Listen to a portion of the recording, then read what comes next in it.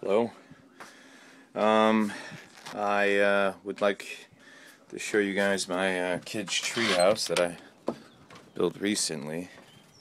Never got a chance to put it on video. Thing is, where I live in town, so we didn't have any trees. So what I ended up doing was taking telephone poles and putting them 4 feet into the ground. Yeah, there it is.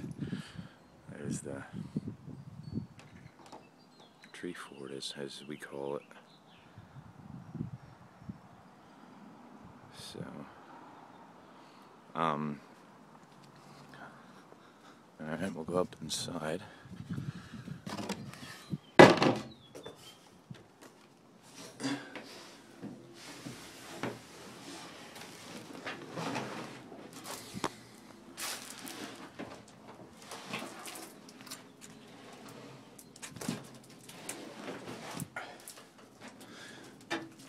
It's all round. I just thought that'd be a little bit different, you know.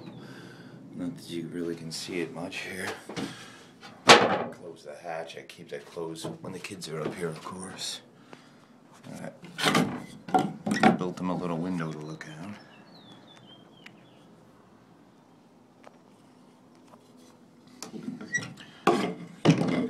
So that way they can get some air.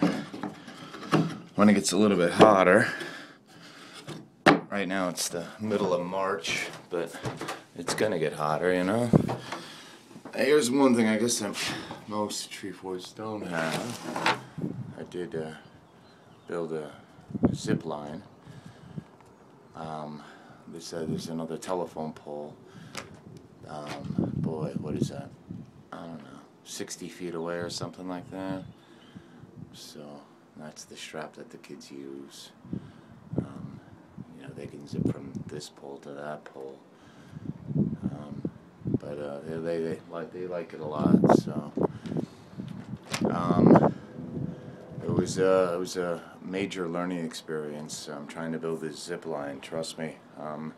So if anybody's trying to do it, they might want to get a hold of me and ask me some questions first, because you know, I can probably save you a lot of time.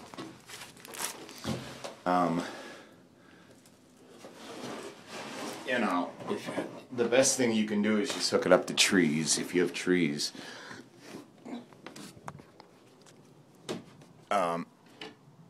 If you don't have big trees,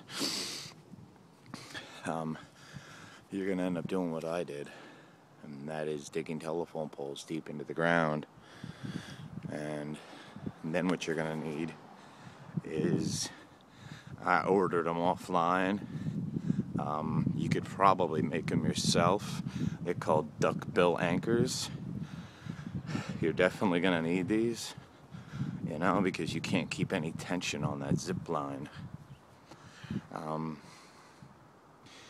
The way it works is when the weight is placed in the middle of the zip line, right dead center, you know, in the middle of that line, I mean that force is multiplied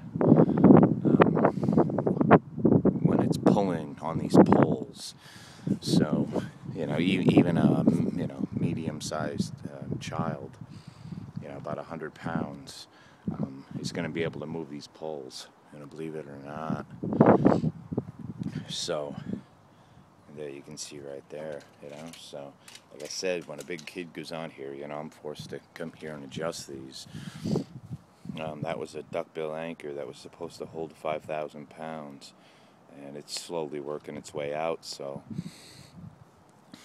lucky for me, I happen to have a couple jackhammers. That's how I get those duckbill anchors in. But I think eventually what I'm going to end up doing is building my own duckbill anchors, building them a little bit bigger, and then jackhammering them in. So